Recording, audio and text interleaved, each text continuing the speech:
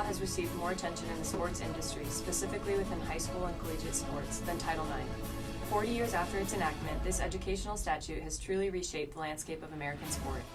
As finally enacted into law in 1972, Title IX states that no person in the United States shall, on the basis of sex, be excluded from participation in, be denied the benefits of, or be subjected to discrimination under any education program or activity receiving federal financial assistance. As a result of Title IX, women and girls have benefited from more participation opportunities and more equitable facilities. Women who were under 10 when Title IX passed have much higher sports participation rates than women who grew up before Title IX. 55% of the post-Title IX generation participated in high school sports, compared to 36% of the pre-Title IX generation. Because of Title IX, more women have received athletic scholarships and thus the opportunity for higher education than would have been possible otherwise. In fact, many women Olympic athletes credit Title IX for the opportunity to attend college through athletic scholarships and to participate in sports. In addition, because of Title IX, the salaries of coaches for women's teams have increased. Title IX has helped to progress women's involvement in sport today, and it has significantly impacted the way we strive to further equate genders in not only sport, but the rest of society as well. Hello everybody, thanks so much for tuning in tonight to Outside the Lines. I'm your host, Alex Mills. And I'm your co-host, Maddie Dobies. We also have our field reporters with us today, Trish and Haley. In this episode of Outside the Lines, we had the opportunity to interview High Point's administrators and athletes. Throughout the program, we will be discussing Title IX and compliance here at High Point University. Trish, what can we expect from these interviews? These interviews, we're going to just describe what Title IX actually is and the opportunity it has created since the 1970s for both men and women. And we're also going to talk about how it affects not only students but the coaches in our athletic department also, along with the administration.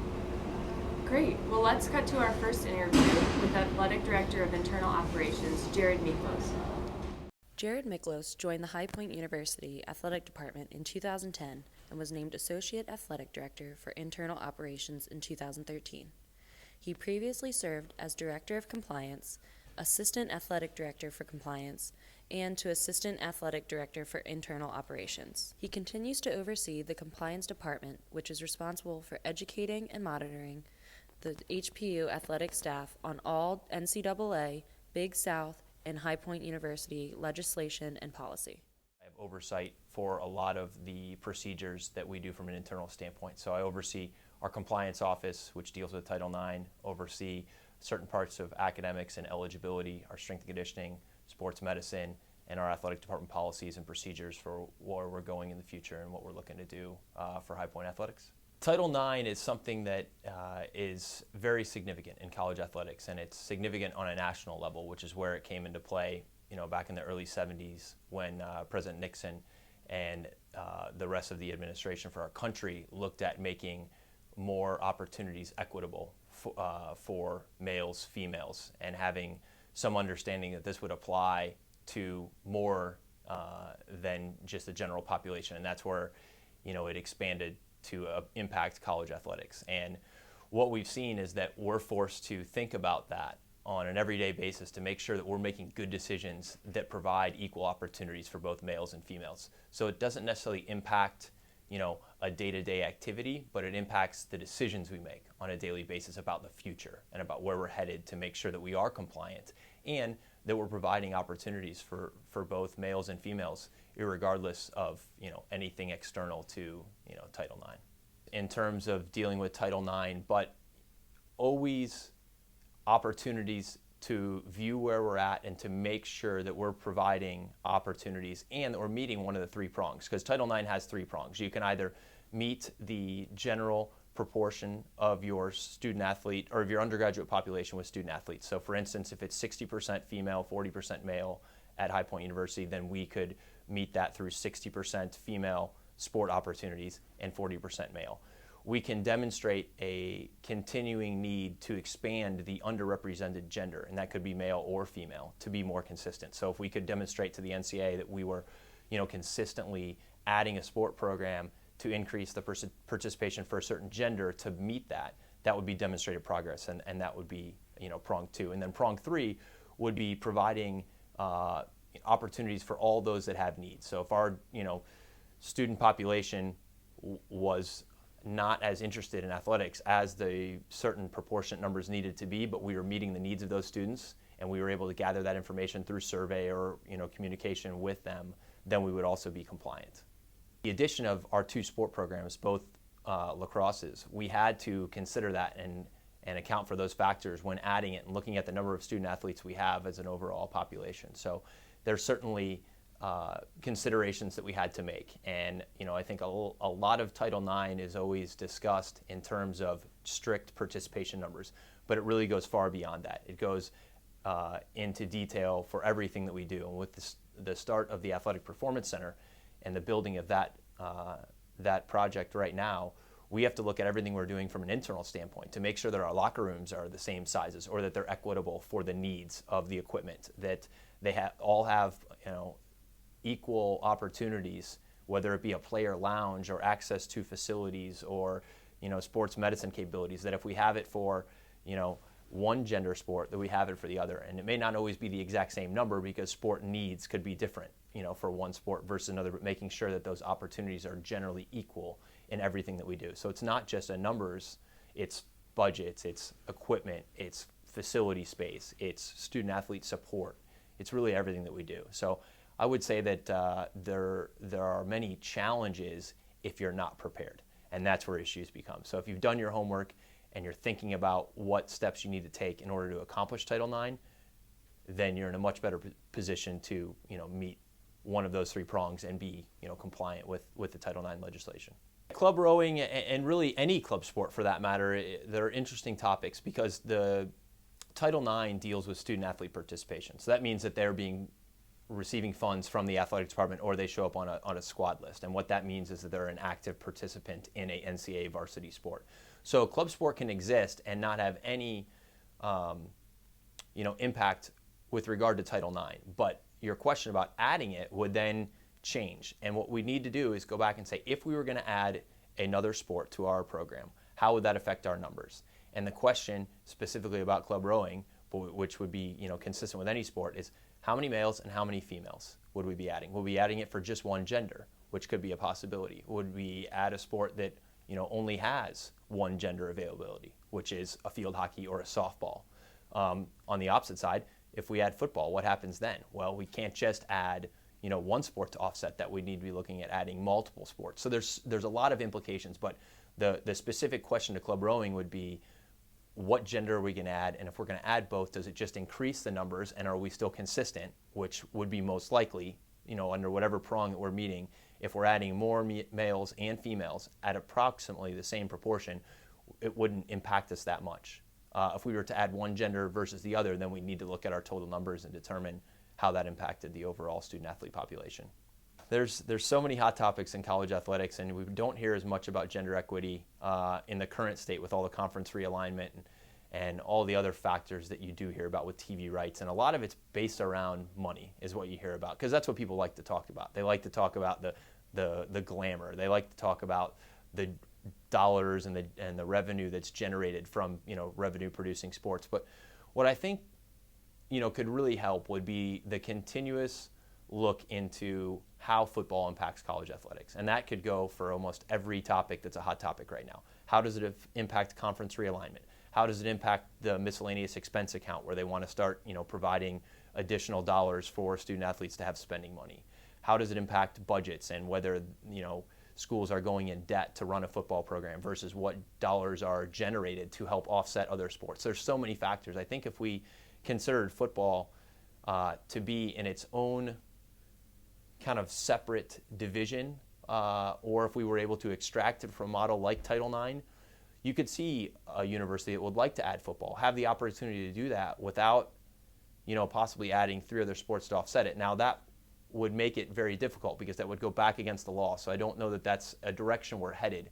But I think what a lot of times is skewed in the numbers is how drastic the impact of football can be. Positive, negative, indifferent. When you have 85 scholarship athletes at the bowl division level of football, you have to do quite a few different measures to offset that. And I think that just maybe a broader sense of viewing opportunities and extracting football from it for whatever reasons might give us a little bit different light on what opportunities are out there and what the future looks like for college athletics.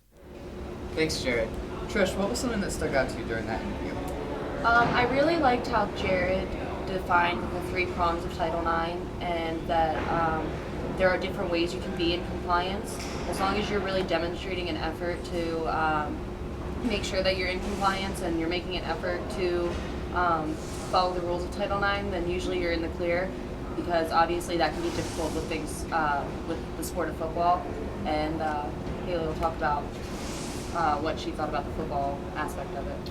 Yeah, in Jared's interview, he talked about how football should be its own separate thing from all the other sports, because football is the most common sport to put you out of compliance with Title IX. So it was very interesting to see how his opinion on football and what he thought about how it works within the Title IX compliance regimen would really make a difference. And I would have to agree with him that that's the biggest issue that we have today in sports, and how football really is the biggest problem with being in compliance.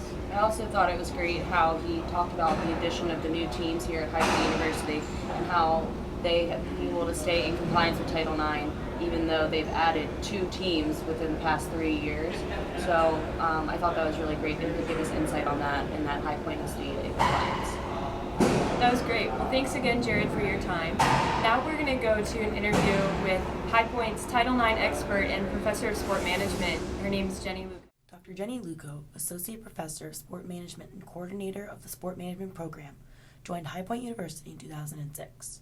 Dr. Luco was awarded a High Point University Think Big grant for her proposal, Leadership Challenge course. Her research interests focus primarily on gender equity issues in collegiate athletics. She recently presented her work titled Winning and Losing in the Quest for Head Coaching Positions at the American Alliance for Health, Physical Education, Recreation, and Dance Convention. She also participated in a roundtable presentation at the National Women's Studies Association Conference. Dr. Luco has served in various capacities on HPU communities, including the Women's and Gender Studies Committee, Graduate Council, Faculty Senate, Admissions Committee, and the Institutional Review Board. Dr. Luco earned her PhD in Leisure Behavior with an emphasis in Recreational Sports Management from Indiana University. She earned her MS in Sport Management from Indiana State University, and her BA in Business Administration with a concentration in Marketing from Lynchburg College. Well, the influence of Title IX over the last 30, 40 years has really been seen mostly in the increase in participation of females in sports, all the way from the youth level all the way up through college. We are seeing, the research that I do is really looking at the administrative positions and coaching positions in athletics at the collegiate level.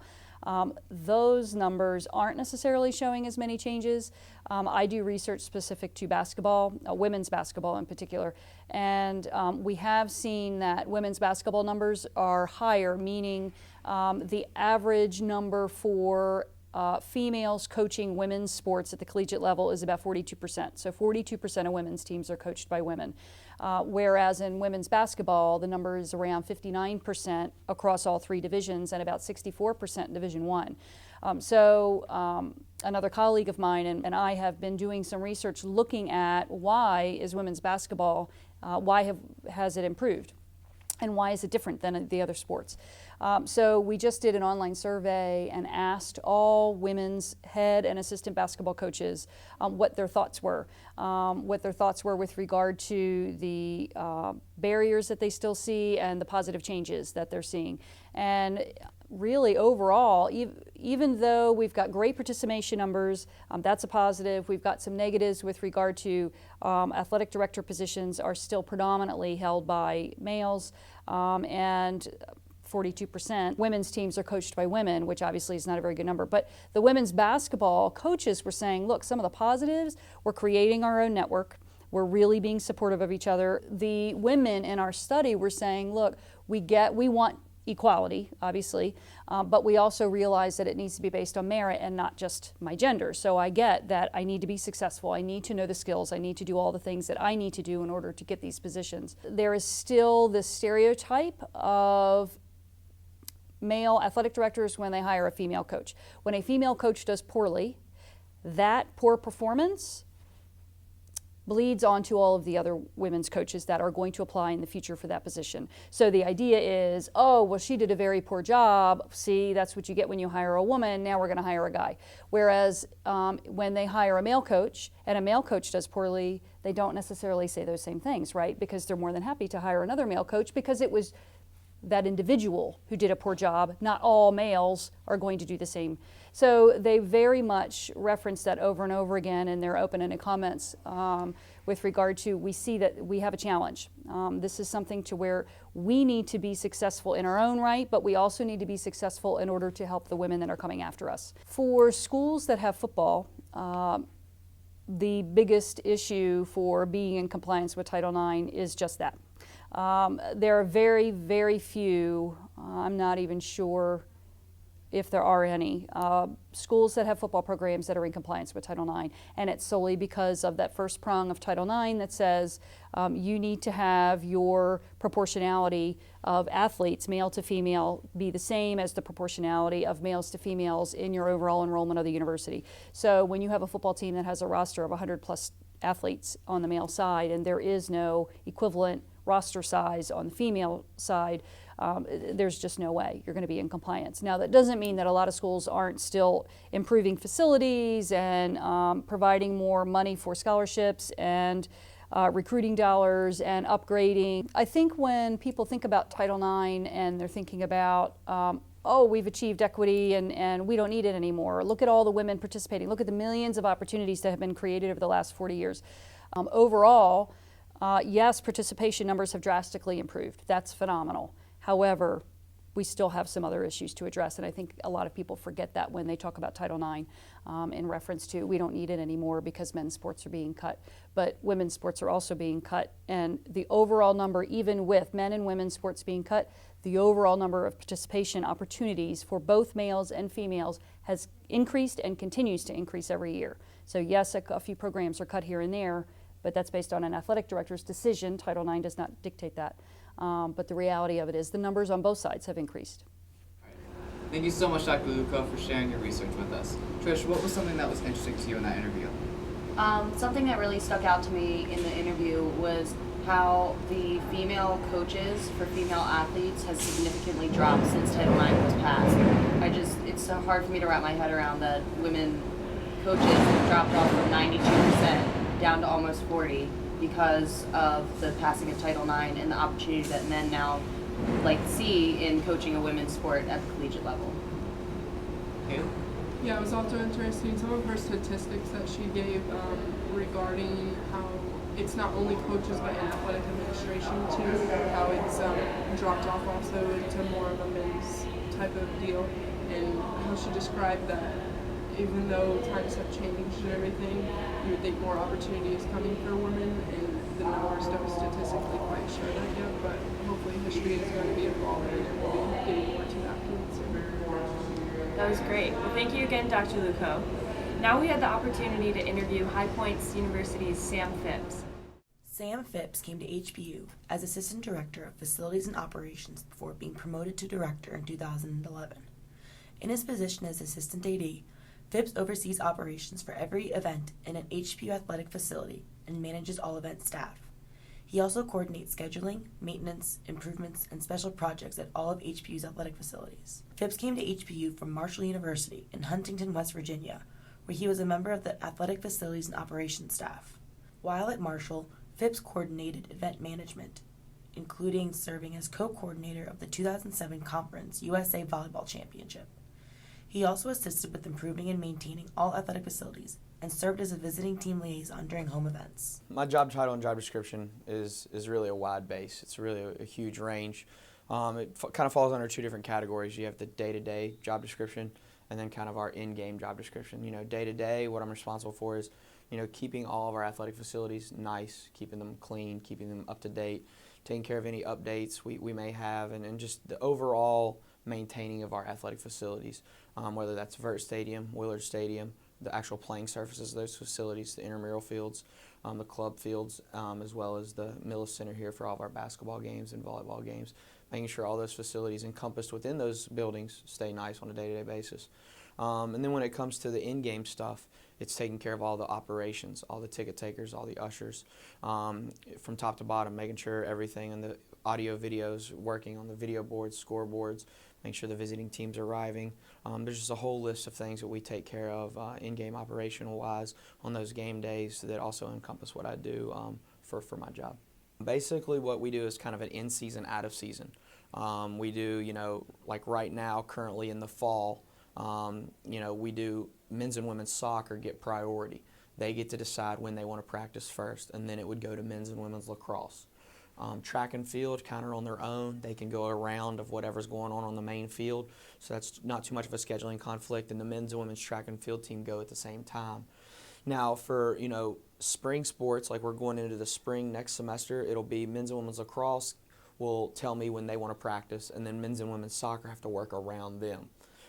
So that's kind of how we do it. We haven't had any real issues with doing it that way, and it tends to lead to some success for us. And of course, games always get priority over everything. After our Division I team schedule, then we go to club teams. We allow club teams to utilize the field, the turf field, as well as the gym.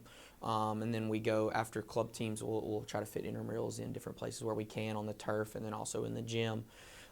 Gym scheduling, kind of the same situation. Volleyball gets first priority in the fall when they're in season, and then once volleyball season's over, men's and women's basketball then get their priority into the spring.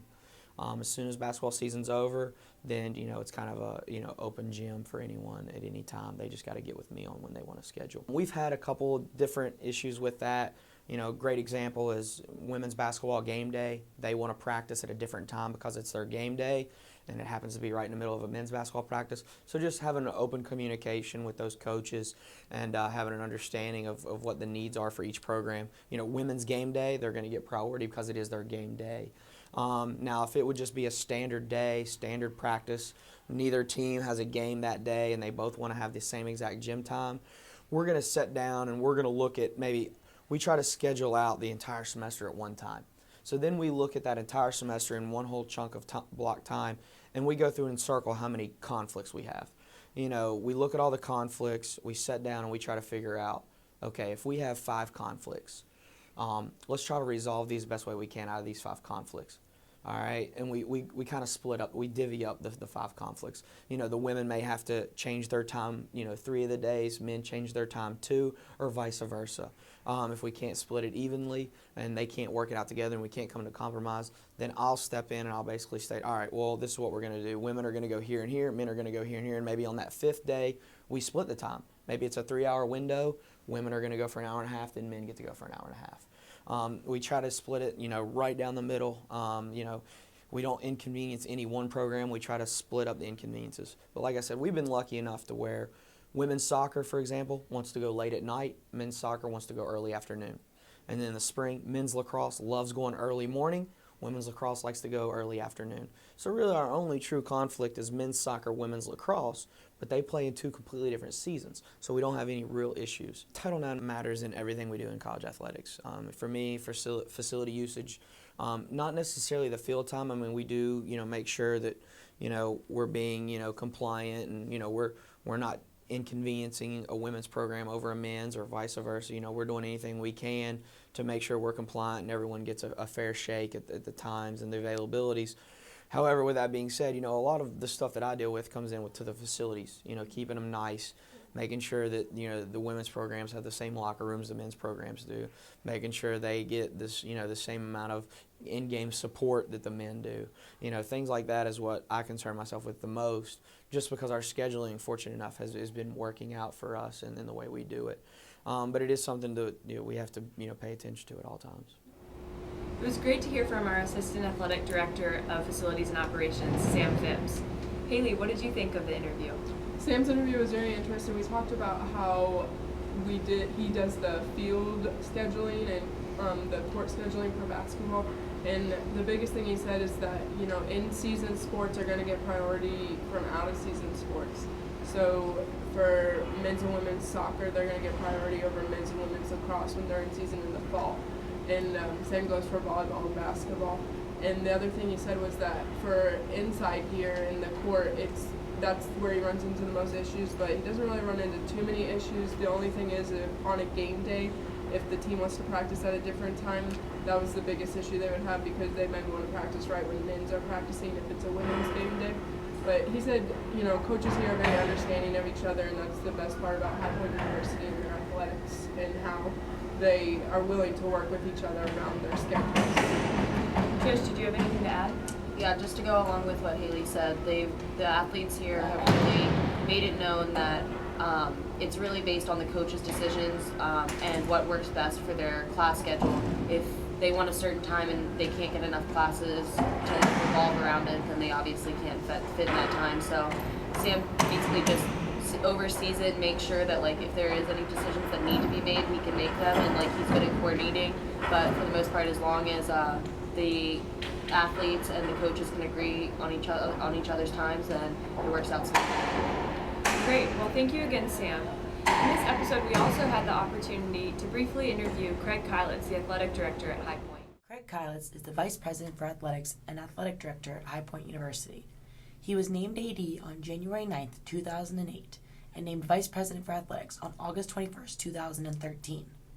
He had previously worked at Wake Forest University for 13 years and the University of Michigan as the NCAA Compliance Director previously.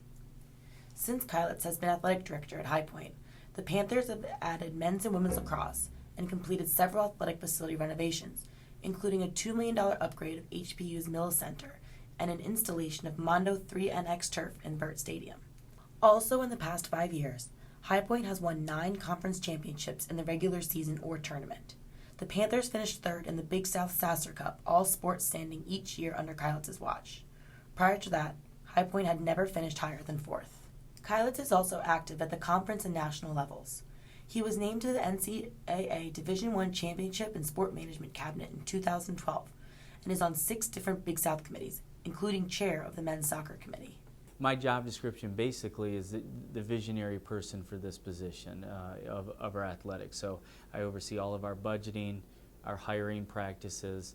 I'm the coach for our coaches, oversee all of our student athletes indirectly. I work with the various constituents on campus, if it's housing, if it's admissions, if it is our budgetary process. So all of those things I'm in charge of, but really the general direction of the athletic department. We really don't have any constraints with Title IX. Right now we're in a great position where our percentages are great. Our dollars allocated for operating budgets, we're in great position on that. And then scholarships, and quite frankly, we have more scholarships on the women's side than we do the men's side by 2 right now. So we're in great position all the way across the board in all of those areas. As far as adding sports, we don't look at Title IX when we look to add sports. We look to add sports based on how it would improve our branding, how it would improve our academics, how it can improve our standing in different parts of the country, so we don't look at it that way. Now, when you do look to add a sport, you make sure that it can fit within Title IX after you see that that's going to be something that would be good for the school. So as far as adding sports, I don't see us adding sports anytime soon. I think we're in a really good position, the way we can treat our athletes, the way we can monitor what they're doing, the way we can enhance their experience here at High Point University. All of those things are in place and do a nice job budgetarily as well. So I don't anticipate us adding any sports anytime soon. And we did add women's lacrosse first, which really put us more female student athletes over male and quite a bit more scholarships. So it evened out. By the letter of the law, you are out of compliance gender equity-wise even if you have more females. There doesn't ever seem to be an uprising on that. So we were out of compliance females to males for a small period, and then adding the males teams got us back into perfect balance. So it really didn't have any gender equity ramifications. I feel confident in saying that our athletes know that male or female or basketball, lacrosse, soccer, baseball, they're all treated equally well as the way we deal with them academically and socially, and budgets, and how much we care about their success and their level of coaching and so forth. And I care about all of our student athletes, so it doesn't matter what sport it is, it doesn't matter if it's male or female. I enjoy what they do and what they bring to the university equally. It was a very important law that came back into, I think it was 1971, that it came into effect to start setting standards and creating equality. But really, we model our program on what is right and fair and not to be within the law. But with that, you also need to take into consideration to make sure that you're doing everything right.